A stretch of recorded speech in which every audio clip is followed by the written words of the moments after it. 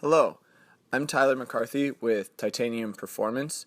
Today we're going to look at some low back issues and how to strengthen the musculature around the low back. First, we're going to look at using the leg press to strengthen the quadriceps, hamstrings, and glutes mainly. As you can see, I start moving the weight very slowly with pressure on my heels. By utilizing pressure on my heels, we can put a lot of focus on the hamstrings and the glutes, two huge issues with low back pain. We also want to focus on moving the weight very, very slowly and controlled. I usually use 2 seconds up, 4 seconds down. You also will notice that I do not lock out at any point. The weight will continue to move no matter what. We're not stopping or resting. We're going 8 to 12 reps to true fatigue. By true fatigue, I mean you are not able to move the weight one more rep in perfect form. As you can see here, my feet are just wider than shoulder width apart, still pressure on the heels.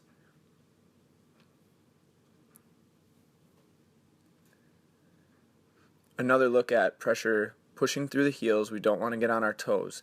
The more we press with our toes and the balls of our feet, the more we utilize our calves and our quadriceps. We want to utilize the whole lower body here, so pressure on the heels will help with that. What we want to avoid, right here you'll see my hips lift up off of the seat. This creates a wedge and can force the disc out in the spine.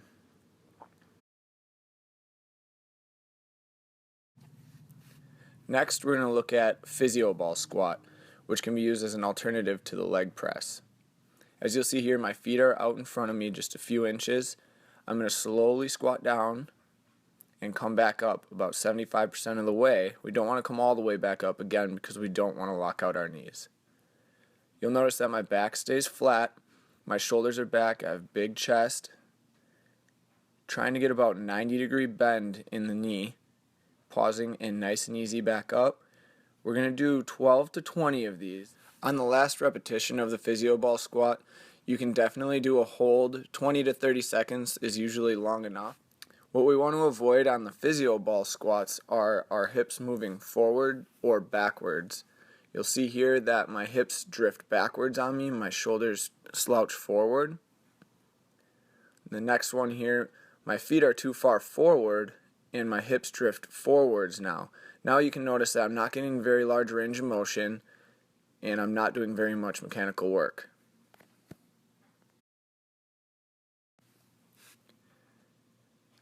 On this squat, my feet are right underneath me, too close to the ball, puts a lot of pressure on the knees, starts moving the hips in the wrong way. We want to have our feet just slightly in front of us so we can keep the pressure on our heels. We're always looking to keep the spine in line and no wedge created in the spine.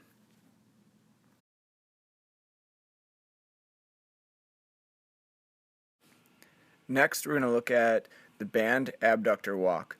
This is going to focus on the gluteus medius, very important for reducing low back pain.